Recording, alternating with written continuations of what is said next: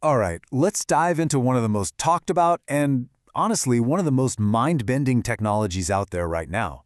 Elon Musk's super ambitious project, Neuralink. I mean, that sounds like something straight out of a movie, right?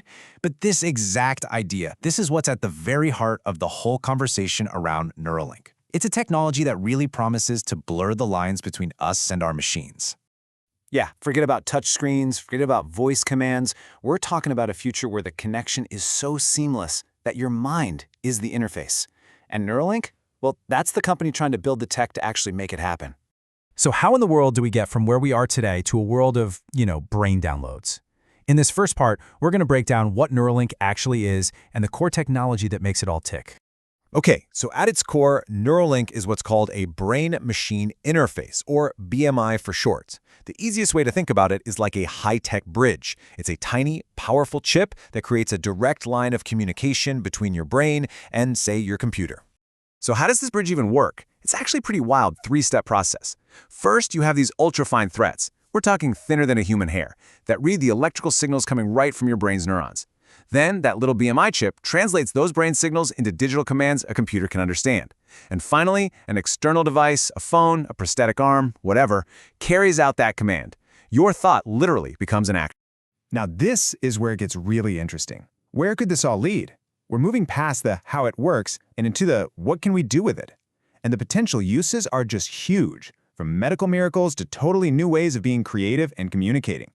The first and most important goal for Neuralink is all about medicine. Just imagine giving someone with a spinal cord injury the ability to walk again, simply by using their thoughts to control an advanced prosthetic. I mean, this technology could offer a whole new kind of hope for some of the toughest neurological conditions we're facing. But the vision goes way, way beyond just medicine. Think about what this could do for creativity. A musician could compose an entire symphony, capturing the exact melody, the exact harmony that's playing in their head, and turn it directly into music without ever touching an instrument. And here's where we take a turn into the truly futuristic, thought-to-thought communication. The idea is that two people, both with Neuralink, could share complex ideas, maybe even feelings, directly with each other. No words needed.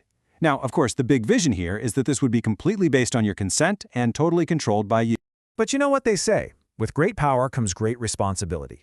And when you're talking about connecting minds directly to computers, well, the ethical questions get enormous. So this brings us to the other side of the coin, the risks. This is the single biggest fear that surrounds this kind of technology.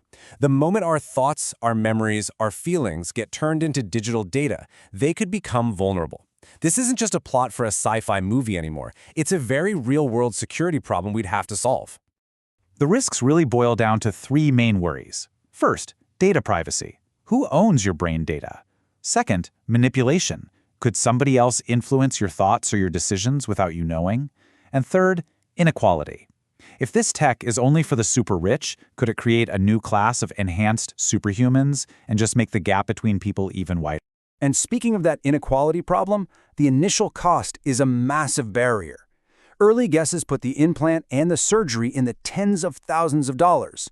Now, the long-term goal is to make it way more affordable, kind of like how computers and phones got cheaper over time, but at the start, this is almost certainly going to be a luxury item. This also kicks off a really deep philosophical debate. On one side, you have people who argue that putting a chip in our brain is just a step too far. It's an unnatural intervention that messes with what makes us human. But then you have the proponents, and they see it totally differently. For them, this is just the next logical step in our evolution, another tool we've created to make ourselves better, just like fire or the wheel.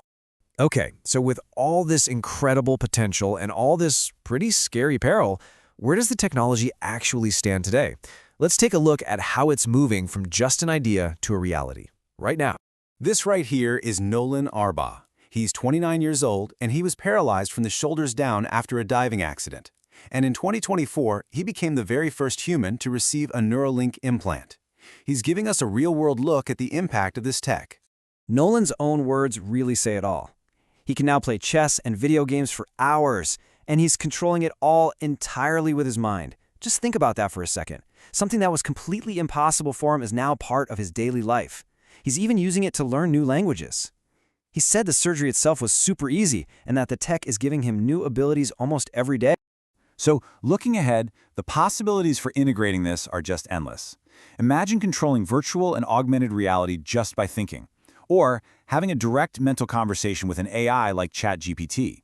I mean, the ultimate vision here is that this kind of technology could not only boost our abilities, but maybe even elevate human consciousness itself. And that brings us right back to the central question. Neuralink is standing at this incredible crossroads right between amazing medical breakthroughs and some really profound ethical problems. So, is this the dawn of humanity's next great evolutionary leap, or is it a step that we just aren't ready to take? That's the question we're all left with. Thanks for tuning in.